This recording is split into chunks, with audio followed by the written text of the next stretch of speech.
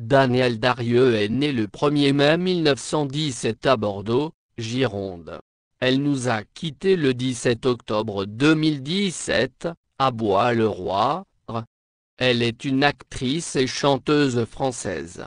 Au cours d'une des plus longues carrières cinématographiques, 110 films sur 8 décennies moins, elle a traversé l'histoire du cinéma parlant de 1931 à 2010.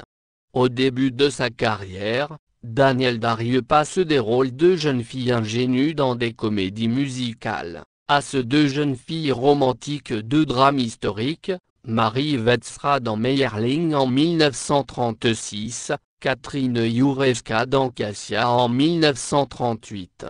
On la voit ensuite notamment dans les mélodrames et les comédies d'Henri Decoing, dont Abus de confiance, 1938, Retour à l'aube, 1938, Battement de cœur, 1939, Premier rendez-vous, 1941, La vérité sur Bébé Donge, 1952, et surtout les films de Max Ophuls, Après la bourgeoise de la ronde, lui fera jouer une femme adultère dans Le plaisir et une aristocrate dans Madame de. Elle tourne également pour Jacques Demy, dans deux comédies musicales Les Demoiselles de Rochefort, 1967, et Une chambre en ville, 1982, pour lequel elle est nommée au César de la meilleure actrice dans un second rôle, l'année suivante. Elle renoue avec le genre 20 ans plus tard, avec 8 femmes de François Ozon, qui lui vaut une seconde nomination dans la même catégorie. La comédienne mène également une carrière internationale, qui la conduit en Italie, au Royaume-Uni, et aux États-Unis, où elle tourne pour Universal Studios, la MGM, et United Artists. 20 ans avant Brigitte Bardot, cette comédienne a posé ses initiales, DD.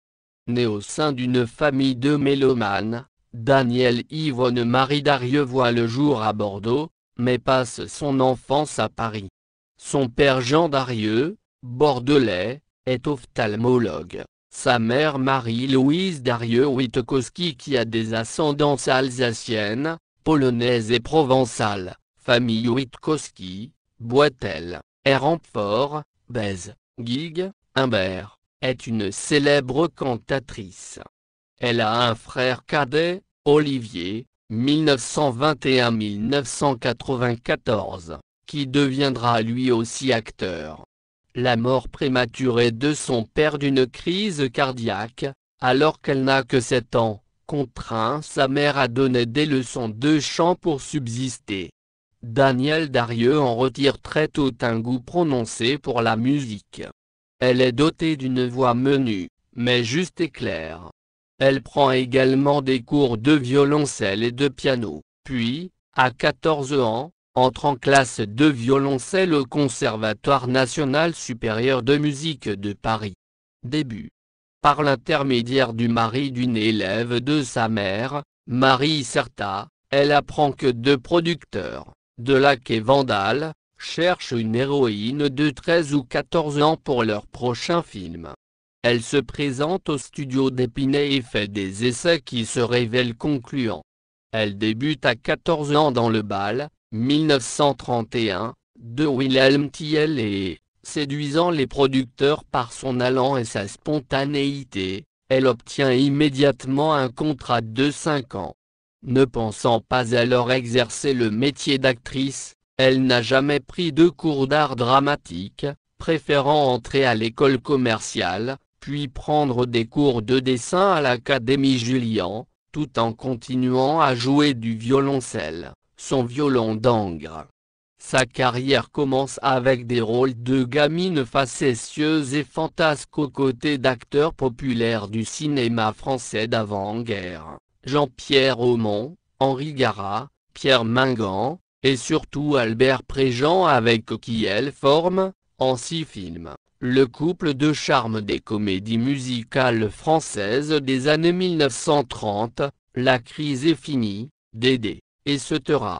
Elle tourne dans plusieurs productions franco-allemandes de l'entre-deux-guerres, allant de Paris à Berlin, et parfois à Prague et à Budapest.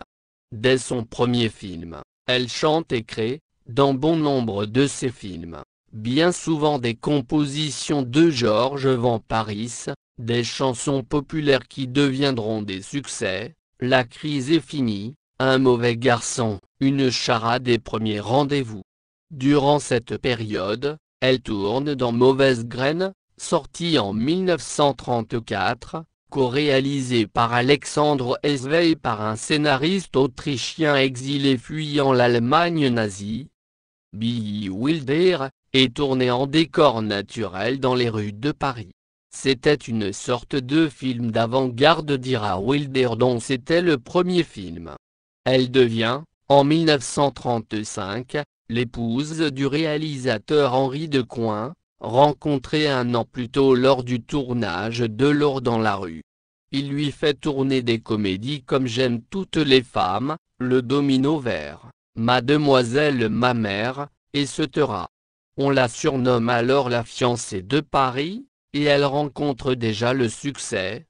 Le succès, c'est un mystère. J'ai réussi peut-être parce que mon personnage n'était pas courant sur les écrans, je veux dire par là que je n'étais simplement qu'une jeune fille, alors que les autres gamines de 14 ans jouaient déjà à la vampe.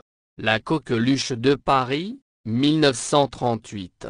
Également dans La coqueluche de Paris, toujours en 1935, Anatole Litvak lui offre un rôle plus dramatique. Dans Meyerling, elle interprète une fragile et touchante comtesse Marivette sera aux côtés de Charles Boyer, déjà star en Amérique du Nord. Le film connaît un succès mondial qui lui ouvre les portes d'Hollywood. Elle signe un contrat de 7 ans avec les studios Universal. En septembre 1937, accompagnée de son mari, elle s'embarque pour Hollywood, d'abord de Normandie pour aller tourner son premier film américain en 1938, La coqueluche de Paris 15 avec Douglas Fairbanks Jr. Nino Frank, journaliste, déclare: Danielle Darrieux débute à Hollywood et elle le fait avec une grâce extrêmement nuancée, un charme dépourvu de timidité, un talent qui enchante parce qu'elle est à l'aise et ne le brandit pas comme un drapeau. Mais très vite elle s'ennuie à Hollywood et préfère casser son contrat. Elle rentre en France à bord de Normandie au mois de mai 1938. Entre-temps, Danielle Darrieux a déjà tourné dans le film de Maurice Tourneur, Cassia, qui exploite le succès et la magie de Meyerling. Henri Decoing confirmera également le talent dramatique de Danielle Darrieux avec Abus de confiance et Retour à l'aube, et surtout, profitant de son expérience acquise aux États-Unis, il tourne Battement de cœur. Danielle Darrieux déclare à propos d'Henri Decoing: J'ai toujours eu une absolue confiance en lui et je lui ai obéi en tout. Sans ses conseils, son flair et son appui, je serais sans aucun doute restée une jolie fille chantant et bétifiant dans des productions mineures et j'aurais probablement quitté le métier assez rapidement. Il a su me mettre en valeur et me persuader que je pouvais jouer de grands rôles dramatiques. Il a même écrit pour moi, m'être imposant ainsi dans un emploi où personne ne m'être imaginé et ne me voulait. Il m'être encourageait quand je perdais confiance ou quand je voulais abandonner. C'est à lui, et à lui seul, que je dois d'être ce que je suis devenu. Les 3 derniers films de Decoing sont des succès et Darrieux est l'une des vedettes les plus populaires du moment. Point. Le public plébiscite, ovationne Danielle Darrieux. Les femmes portent à son instar des cravates, des jupes souples, les cheveux ondulés et libres sur les épaules. N'est-elle pas, sondage de la cinématographie française, la plus populaire des vedettes? N'est-elle pas copiée par toutes les jeunes femmes et jeunes filles qui voudraient posséder son aisance, sa joyeuseté, son élégance jamais tapageuse, toujours dans le vent? Darieux tourne un nouveau film avec Decoing, Coup de foudre. Mais la guerre est déclarée et le film interrompu restera inachevé. Elle séjourne avec lui dans une villa au style basque à Saint-Palais-sur-Mer, près de Royan, en Charente-Maritime, surplombant la plage de Naozan. Les années de guerre. Divorcée d'Henri Decoing, en 1941, avec qui elle conservera toujours des relations amicales, Daniel accepte, la même année, de tourner dans Premier Rendez-vous pour la Continentale. Comme j'avais, à l'instar de beaucoup de mes camarades, tourné en Allemagne avant la guerre, je n'avais pas une idée bien précise de ce que représentait cette compagnie. Le film et la chanson éponyme connaissent un énorme succès. Elle rencontre Porfirio Rubirosa, en prévenance du tout Vichy, ambassadeur de la République dominicaine, qui sera soupçonné d'espionnage contre l'Allemagne au point d'être interné à Bad Nauheim, Haute-Hesse. Alfred Greven, directeur de la Continentale, exige de Danielle Darieux, si elle ne veut pas que la personne qui lui était chère eut de gros ennuis, de tourner 2 autres films, Caprice et La Fausse Maîtresse, qui sont des succès. Elle fait également partie du voyage à Berlin de mars 1942, dans ce qui sera appelé le train de la honte, en compagnie d'autres acteurs français sous contrat avec la Continentale, dont Albert Préjean, René Dary, Suzy Delair, Junie Astor et Viviane Romance. Dans un documentaire diffusé sur Arte au début des années 1990, elle déclare qu'elle n'est partie en Allemagne qu'après un accord avec les Allemands, l'assurant de pouvoir rencontrer son fiancé incarcéré Porfirio Rubirosa. On lui reprochera cependant ce voyage.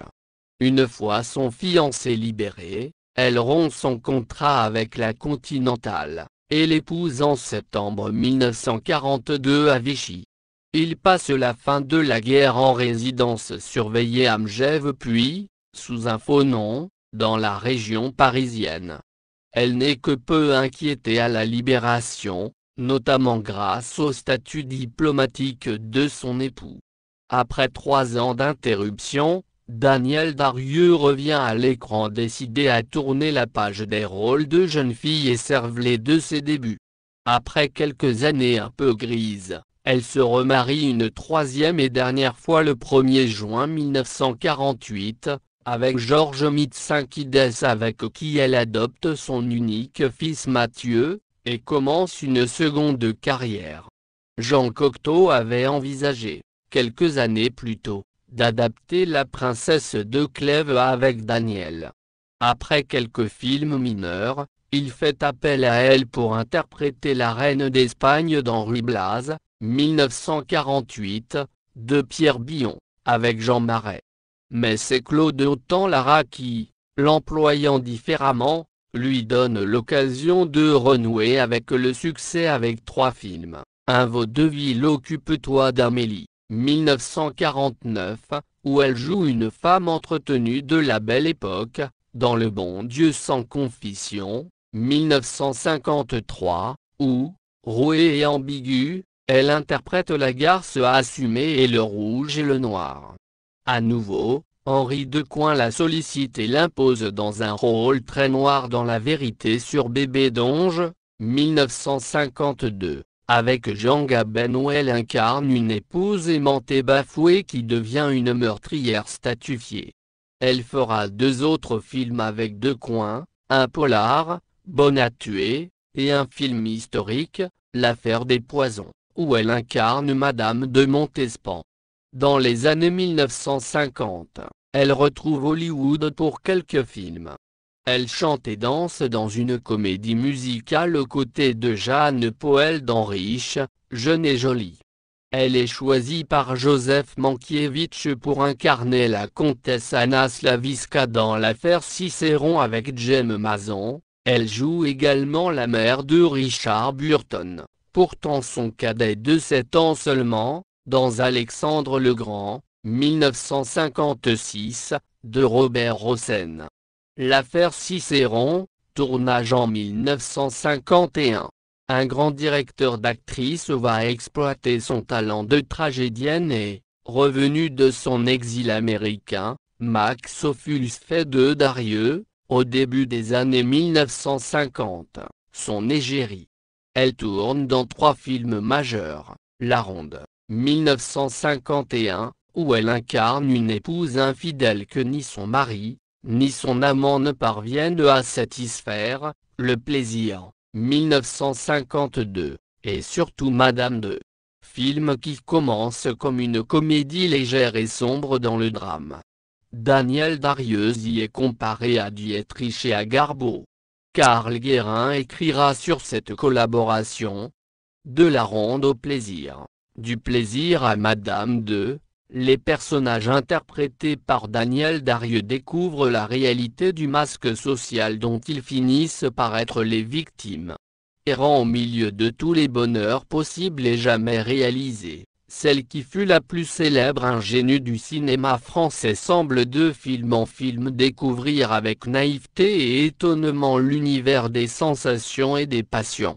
Parvenir à animer d'un frémissement ce visage et ce corps si ordinairement élégants, parvenir à attirer à la lumière du jour un peu de la femme dissimulée derrière l'image frivole et rassurante chère à l'actrice, voilà l'indice d'un certain plaisir ophulsien dont Daniel Darieux fut plus que tout autre, la victime consentante. Elle tourne aussi avec les plus grands acteurs de l'époque, tels Jean Gabin, Jean Marais, Jeanne Moreau, Bourvil, Fernandel, Michel Morgan. Elle donne également la réplique à Gérard Philippe dans 2 adaptations de classiques de la littérature, En amoureuse éplorée dans Le Rouge et le Noir, 1954, de Claude Autant-Lara d'après Stendhal, et en femme d'affaires mêlant autorité et séduction dans Pot-Bouille, 1957, de Julien Duvivier, d'après Zola, 2 énormes succès. Sous la direction de Duvivier, elle est entourée d'acteurs comme Paul Meurice, Lino Ventura, Serge Reggiani, Bernard Blier. Dans un huis clos dramatique, Marie-Octobre, 1959, dans lequel elle incarne une résistante. Elle tournera encore avec Marcel L'Herbier, Sacha Guitry, Christian Jacques, Marc Allégret, Henri Verneuil, et se taira. Les années 1960 et 1970. La nouvelle vague la fait tourner, Claude Chabrol dans Landru, 1962, dans le petit rôle d'une victime assassinée, qui n'est guère concluant, et Jacques Demy lui offre le rôle de la mère de Françoise d'Orléac et Catherine Deneuve dans Les Demoiselles de Rochefort, 1967.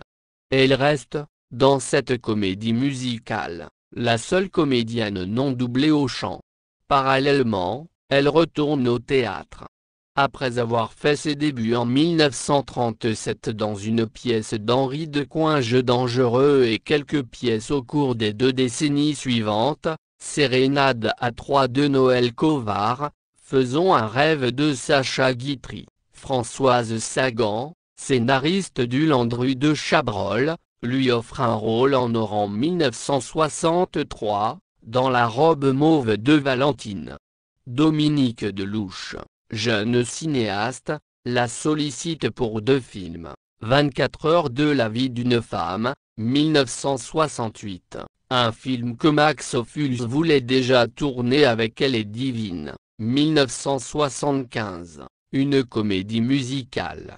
Elle fit aussi un tour de chant en 1967. À partir des années 1970, Daniel Darieux partage équitablement sa carrière entre théâtre, télévision et cinéma. Une de ses fiertés théâtrales est d'avoir joué et chanté en anglais à Broadway en 1970, dans la comédie musicale Coco interprétant le rôle de Coco Chanel qui avait été joué auparavant par son idole Katharine Hepburn. La critique new-yorkaise salua sa performance. Je reprenais le rôle de Coco Chanel, que Katharine Hepburn, mon idole, avait tenu durant 7 mois. C'est la seule personne à qui j'ai demandé un autographe. Je l'adorais. À mes yeux, il n'y avait personne de plus talentueux qu'elle. Dès mon arrivée à New York, elle a été adorable. Elle m'être à emmener dîner chez elle et m'être à offert de tailleur Chanel. Je ne m'habille jamais comme ça, m'être-t-elle expliqué. Moi non plus. Lui ai-je répondu. On était parfaites pour ce rôle toutes les deux. À demi, en 1982, elle a précisé, je suis un instrument, il faut savoir jouer de moi, alors on sait en jouer ou on ne sait pas. Un instrument, oui, rétorqua Demi, mais un Stradivarius. Jacques Demy reprend alors le projet d'un film abandonné 7 ans plus tôt, Une chambre en ville. Apprenant cela, Danielle Darrieux contacte le réalisateur, démarche qu'elle n'avait jamais entreprise pour aucun film, en espérant interpréter la baronne Margot Langlois, rôle prévu auparavant pour Simone Signoret. Demy, qui s'était toujours promis de retrouver l'actrice, n'osait pas la solliciter pour incarner le rôle d'une alcoolique. Danielle Darrieux effectue son retour pour ce film, un drame social entièrement chanté. Solène et Fabienne Guillon chantent avec leur propre voix, succès critique mais échec public. Paul Vécali la dirige dans En haut des marches, 1983. Elle y incarne le premier rôle d'une institutrice, très proche de la propre mère du cinéaste, qui revient à Toulon 15 ans après la guerre, et affronte les souvenirs liés à la mort de son mari, accusé de collaboration et assassiné à la Libération. Elle y chante 3 chansons. Danielle Darrieux avait déjà fait une apparition dans son premier film Les Petits Drames, et le retrouvera plus tard dans un téléfilm de 1988, avec Annie Girardot, Le front dans les nuages. André Téchiné, après un projet avorté Les mots pour le dire, parvient à réunir Catherine Deneuve et Danielle Darrieux, à nouveau mère et fille, dans le lieu du crime, 1986. Par la suite, Benoît Jacquot lui donne le rôle d'une vieille excentrique, qui veut venger la mort de son ami, dans Corps et Bien. Claude Sauté-Laïs en directrice d'une chaîne de magasins, mère de Daniel Auteuil dans Quelques jours avec moi, et elle retrouve 2 complices de toujours, Micheline Près-les-Paulettes du Bost, dans Le jour des rois. Elle donne sa voix à la comédie musicale Émilie Jolie de Philippe Châtel, version de 1997, en interprétant le rôle de l'horloge. Les années 2000. Danielle Darrieux redouble d'activité dans les années 2000. Après le succès au théâtre d'Oscar et La Dame Rose, François Ozon lui fait tourner son 106e film, qui marque ses 70 ans de carrière, dans 8 femmes et en fait l'une des suspectes. Mère de Catherine Deneuve pour la 3e fois, elle y chante le poème d'Aragon mis en musique par Georges Brassens, Il n'y a pas d'amour heureux. En 2006, elle joue le premier rôle dans Nouvelle chance d'Anne Fontaine aux côtés d'Ariel Dombal. En 2007, à 90 ans, elle joue la victime dans L'heure zéro, adaptation d'un roman d'Agatha Christie, et prête sa voix à la grand-mère de Marjane dans le film d'animation Persepolis. En 2008, elle prévoyait de remonter une dernière fois sur scène dans La Maison du Laca avec Jean Pia, mais une chute lors des dernières répétitions l'en empêche. Enfin, en 2009, à 92 ans, elle apparaît dans une pièce montée dedans I Granier des Fers, aux côtés de Jean-Pierre Mariel. Danielle Darrieux entre dans le cercle des actrices centenaires le 1er mai 2017, rejoignant Suzy Delair, 1917-2020, René Simoneau, 1911-2021, Gisèle Casadesus, 1914-2017, Olivia de Havilland, 1916-2020, ou encore Marsha 1, 1917-2022. Aveugle, un peu diminuée mais en bonne santé, l'actrice meurt dans son sommeil le 17 octobre 2017, à 13h, des suites d'une chute à son domicile de Bois-le-Roi, à l'âge de 100 ans. Ses obsèques ont lieu en l'église Saint-Jean-Baptiste de cette commune le 25 octobre, en présence de Line Renaud, Dominique Lavanant, François Ozon et Dominique Bénéard. Elle est inhumée dans le cimetière de Marne-la-Coquette, Hauts-de-Seine. La drôle de gosse devenue grande dame du cinéma français y laisse l'empreinte, visuelle et vocale, d'un charme éblouissant.